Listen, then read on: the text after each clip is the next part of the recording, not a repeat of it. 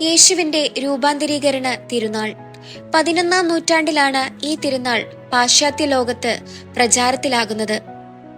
ബെൽഗ്രേഡിൽ വെച്ച് ഇസ്ലാമിനെതിരായി നേടിയ യുദ്ധവിജയത്തിന്റെ ഓർമ്മ പുതുക്കൽ എന്ന നിലയിൽ 1457 റോമൻ ദിനസൂചികയിൽ ഈ തിരുനാൾ ചേർക്കപ്പെട്ടു.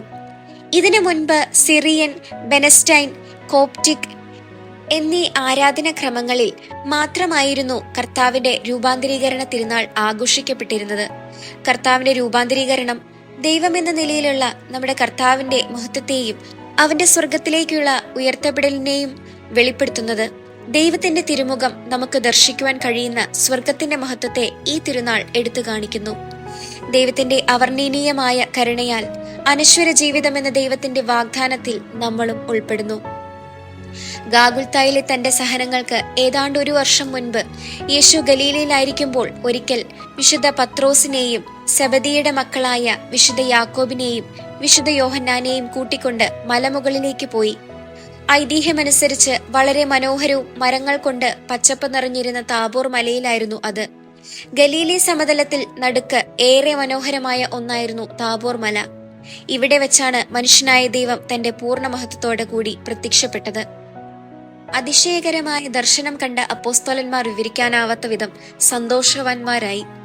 കർത്താവെ, നമുക്കിവിടെ മുൻകൂടാരങ്ങൾ പണിയാം. 1 ദൈവത്തിനും 1 മോശയ്ക്കും മറ്റേത് ഏലിയായ്ക്കും എന്ന് പത്രോസ് വിളിച്ചു പറഞ്ഞു. പത്രോസ് ഇപ്രകാരം പറഞ്ഞുകൊണ്ടിരിക്കെ പെട്ടെന്ന് വെളുത്ത് തിളക്കമുള്ള ഒരു മേഘം സ്വർഗത്തിൽ നിന്നിറങ്ങി വരികയും ഇപ്രകാരം ഒരു സ്വരം തങ്ങളോട് പറയുന്നതായി അവർ കേട്ടു: ഇവൻ എന്റെ പ്രിയപുത്രൻ, ഇവനിൽ ഞാൻ സംപ്രീതനായിരിക്കുന്നു, ഇവൻ പറയുന്നത് കേൾക്കുക. ഈ സ്വരം കേട്ടപ്പോൾ പെട്ടെന്നൊരു ഭയം അപ്പോസ്തലന്മാരെ പിടികൂടി. അവർ നിലത്ത് വീണു.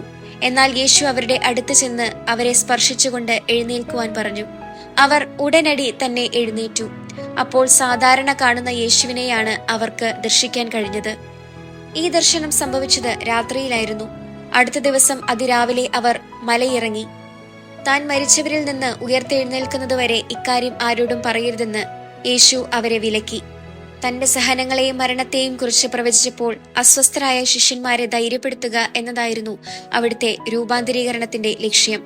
യേശുവിന്റെ ഈ രക്ഷാകര ദൗത്യത്തിന് കുരിശ്, മഹത്വം എന്നീ 2 വശങ്ങൾ ഉണ്ടെന്ന വസ്തുത അപ്പോസ്തലന്മാർ മനസ്സിലാക്കുകയായിരുന്നു.